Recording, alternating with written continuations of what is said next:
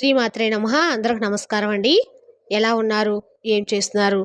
ఆ దుర్గమ్మ దయ వల్ల అందరూ సుఖ సంతోషాలతో అష్టైశ్వర్యాలతో ఉండాలని మనస్ఫూర్తిగా అమ్మను వేడుకుంటూ అమ్మ ఈరోజు మనకు పంపిన సందేశాన్ని తెలుసుకుందామండి. ఈరోజు తల్లి మనకు పంపిన సందేశం నిజంగా మంచి పరమార్థం ఉన్న సందేశం అండి. ఎట్టు పరిస్థితులు కూడా ఈరోజు వీడియోని అస్సలు మిస్ చేసుకోకండి. ఈరోజు వీడియోలో అమ్మగారు మనకు తెలియజేయబోయేటువంటి సందేశం ఏమిటంటే, నీ కోసమే వచ్చినటువంటి ఈ శుభవార్తను తప్పకుండా విని తెలుసుకో.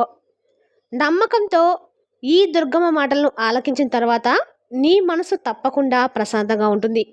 కాబట్టి ఏ మరుపాటుగా ఉండకుండా ఈ దుర్గమ్మ మాటలను ఆలకించమ్మా అంటున్నారండి దుర్గమ్మ. మరి ఈ సందేశంలో ఉన్నటువంటి పరమార్థం ఏమిటో తప్పకుండా తెలుసుకుందాం. అంతకన్నా ముందు మీరెవరైనా మన ఛానల్ కొత్తగా చూసినట్టయితే లైక్ చేసి సబ్స్క్రైబ్ చేసుకోండి. మరి పక్కనే ఉంటే గంట సింబల్ యాక్టివేట్ చేసుకోవడం ద్వారా మేము పెట్టే ప్రతి వీడియోగా మీకు నోటిఫికేషన్ ద్వారా వస్తుంది. ఇక ఆ దుర్గమ్మ యొక్క సందేశం గురించి తెలుసుకుందామండి. అంతకన్నా ముందుగా ప్రతి ఒక్కరికి కూడా ఏదో సమస్య ఉంటుంది. సమస్యలు ఎవరంటే ఉండరు కదా. అంటే ప్రేమ, పెళ్ళి, ఉద్యోగం, వ్యాపారం, ప్రేమించి మోసపోవడము, నాగదోషము, సంతానం లేకపోవడము, భార్యాభర్తల మధ్య గొడవలు, ధనం నీకలు లేకపోవడము, రాజకీయము, కోర్టు సమస్యలు, మీ మీద చెడు ప్రయోగాలు చేయటము, ఇలా ప్రతి ఒక్కరు కూడా ఏదో సమస్య ఉంటూనే ఉంటుంది. అయితే ఎక్కడెక్కడికో వెళ్ళి జ్యోతిష్యం చెప్పించుకొని నిరాశ చెందుకుంటే ఒక్కసారి మన గురుగారిని కాంటాక్ట్ అవ్వండి. శ్రీ వారాహి అమ్మవారి జ్యోతిష్యాలయం అండి. మన గురువు అయిపోయి వచ్చి సుబ్రహ్మణ్యం రాజు గారు. మీరు సంప్రదించిన ఫోన్ నెంబర్ 9908224144. చాలా నమ్మకమైన గురుగారు.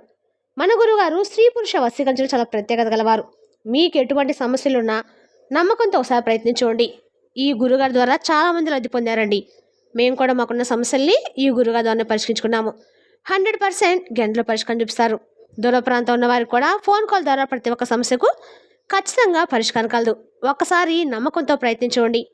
ఇప్పుడు దుర్గమ్మ మనకు పంపిన సందేశం గురించి తెలుసుకుందామండి. బిడ్డా, నీ జీవితంలో ఎప్పుడు ఊహించని విధంగా, కనీ విని ఎరుగని విధంగా నీ జీవితం మారబోతుంది. నీ ఎదురు చూపులు ఫలించబోతున్నాయి. కేవలము నీ బిడ్డల కోసం మాత్రమే నీ జీవితం గడుపుతూ ఉంటున్నావు కదా. అన్ని బాధలను భరిస్తూ ఎవరికీ చెప్పుకోలేక, చెప్పుకుంటే వారి వద్ద చులకనాభావం ఏర్పడుతుంది అనేటువంటి ఉద్దేశంతో ఏమీ చేయలేకపోతున్నావు. భారమైనటువంటి జీవితాన్ని గడుపుతున్నావు. దుర్గమ్మ, అసలు ఈ జీవితమే నాకు వద్దు, నా ఆనందాలను సంతోషాలను అన్నిటినీ దూరం చేసావుగా, ఇక ఈ జీవితానికి అర్థం అనేది కూడా లేకుండా నన్ను విగత జీవిగా బ్రతుకుతూ ఉండమని చెప్పి శపించావు. కేవలం నా బిడ్డల కోసము ఈ జీవితాన్ని కొనసాగిస్తున్నాను. నాకు అసలు దేని మీద ఆశ అంటూ లేదు.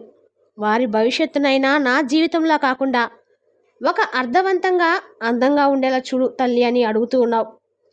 పూర్వజన్మల పాపకర్మల మూలంగా నువ్వు దుర్భరమైనటువంటి జీవితాన్ని గడపవలసి వచ్చింది కాదనను. ఎన్నో రకాలుగా నలిగిపోయావు. ప్రతి క్షణం కుమిలిపోతున్నావు. చింతించవద్దు, ఎక్కువగా ఆలోచించవద్దు. జరిగిపోయిన వాటి గురించి ఆలోచిస్తూ ఇంకా ఎక్కువగా నువ్వు బాధ పెట్టుకోవడం, జరిగిందంతా ఒక పీడకలగా మర్చిపో. నువ్వు ఇంకా ఎన్నో మంచి రోజులను చూడబోతున్నావు. మర్చిపోవద్దు. ఇంతటితోనే నీ జీవితం ముగిసిపోయిందని చెప్పి ఎప్పుడు నిరాశ చెందవద్దు. అలాంటి భ్రమతో ఉండవద్దు. కష్టాలు, కన్నీరు ఎవరికీ శాశ్వతంగా నిలిచిపోవు కదా. ఏదైనా సరే వచ్చిందారే తిరిగి వెళ్ళిపోతాయి. అవి మనతో ఉన్న క్షణంలోనే మనల్ని ఎక్కువగా నిరాశకు గురి చేసేలా చేస్తాయి. మనల్ని ఏ పని చేయకుండా అవి అడ్డుతెరగా నిలబడి ఉంటాయి. వాటిని చూసి నువ్వు ఎంతైతే భయపడుతూ బాధపడుతూ ఉంటావో అవి కూడా అంతే భయపెట్టాలని చూస్తాయి. ఏది జరిగినా విధిరాత వల్లనే అని తెలుసుకో. అంతా నీ మంచి కోసమే జరిగిందని భావించు. కొన్ని నువ్వు ఊహించని విధంగా మార్పులు చోటు చేసుకోబోతున్నాయి. కాబట్టి ఈ క్షణం అంతలోనే నీ జీవితం ముగిసిపోయిందని నిర్ధారణకు రావద్దు. ముందు జరగబోయే మార్పులు మంచి మంచి క్షణాలు, అవన్నీ నీకు తెలియదు. కేవలము సర్వాంతర్యమైనటువంటి ఈ దుర్గమ్మకు మాత్రమే తెలుసు.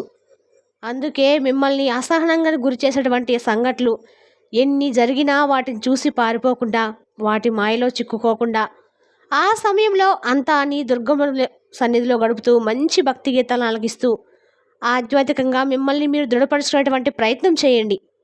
అప్పుడే మీకు ధైర్యం వస్తుంది. ఇక నీ జీవితం ముగిసిపోయిందని చింతించిన అవసరం లేదు.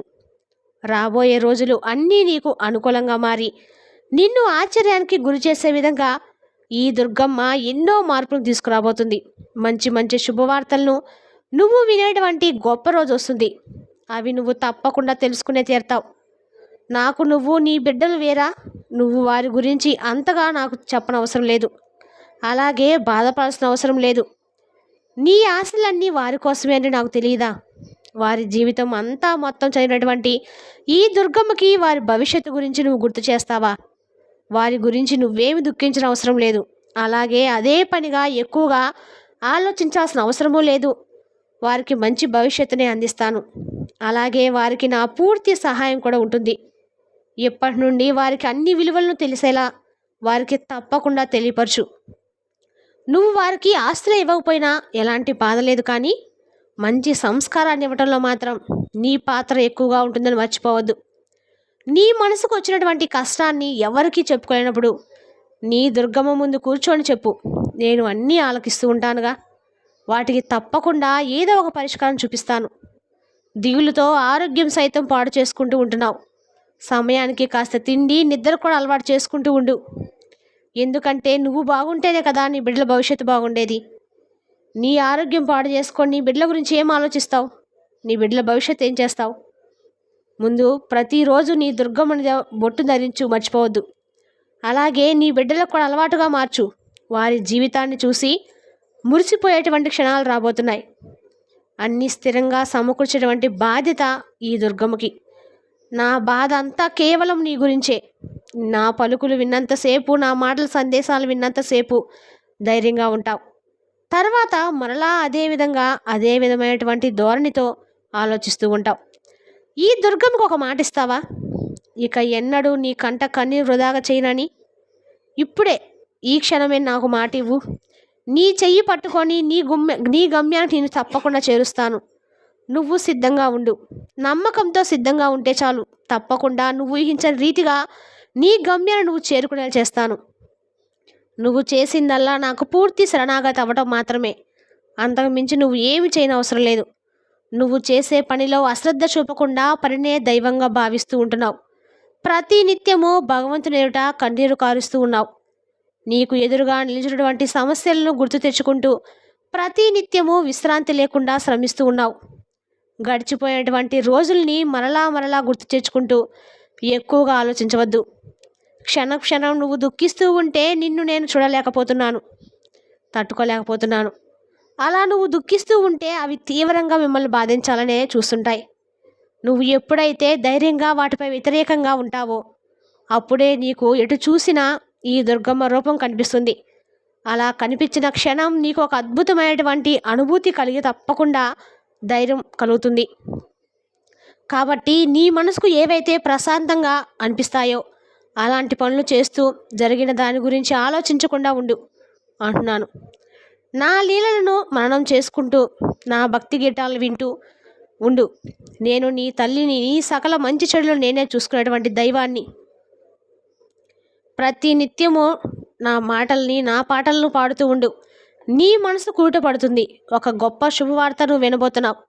ఆ శుభవార్త విన్న తర్వాత నీ జీవితం తప్పకుండా మారబోతుంది. అలాగే నీ కుటుంబానికి కూడా వాటి గొప్ప వార్తగా నిలిచిపోతుంది.